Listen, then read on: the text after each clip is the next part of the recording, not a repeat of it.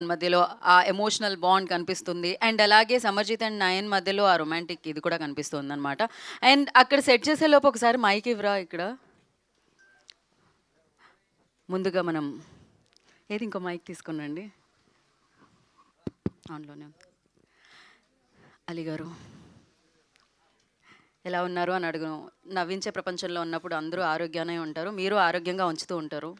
So మీరు మాకు Malayalam already నేర్పించారు. ఎంద చాట ఇలాంటివన్నీ. సో అదే నేర్చుకొని మేము మాట్లాడడం కూడా మొదలుపెట్టాం. అప్పుడప్పుడు ఎవరన్నా మలయాళం నుంచి వస్తే ఇక్కడికి.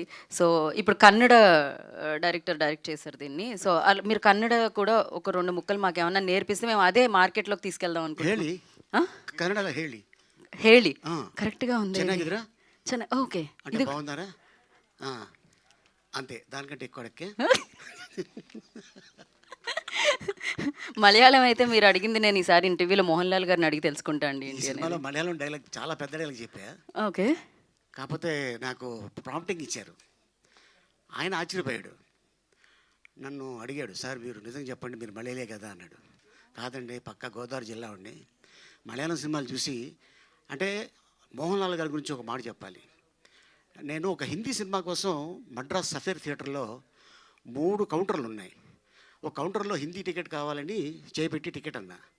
ఆడిచ్చింది హిందీ సినిమా టికెట్ కాదు, మలయాళం సినిమా. సిబిఐ డైరీ అని చెప్పి ఒక చాలా పెద్ద హిట్ సినిమా. అందులో మన మోహన్ లాల్ గారు, మమ్ముట్టి గారు ఇద్దరు కాంబినేషన్. ఫస్ట్ టైం చూసి, ఈయన తాగుబోతు సీన్ చేస్తారు దాంట్లో ట్రైన్లో. అసలు చాలా అద్భుతం అనమాట. నేను చూసి డెఫినెట్గా ఈయన పెద్ద సూపర్ స్టార్ అవుతాడు అనుకున్న ఆ సినిమా చూసి. ఈ రోజున ఈయన నటించిన సినిమాకి నేను యాక్ట్ చేయడం, రావటం నిజంగా చాలా ఆనందంగా ఉంది. అనుకోలేదు, స్క్రీన్ మీద ఇలా చూసినండి, ఆ స్క్రీన్ మీద మళ్ళీ నేను ఆయనతో పాటు కనిపిస్తున్నాను. చాలా హ్యాపీగా ఉంది. Thank you so much. మీరు స్క్రీన్ మీద కనిపిస్తేనే నవ్వులు పండుతూ ఉంటాయన్నమాట థియేటర్లో. సో అది ఏ లాంగ్వేజ్ అయినా. సో ప్రేక్షకులు మిమ్మల్ని అభినందిస్తూ ఉంటారు, వెల్కమ్ చేస్తూ ఉంటారు.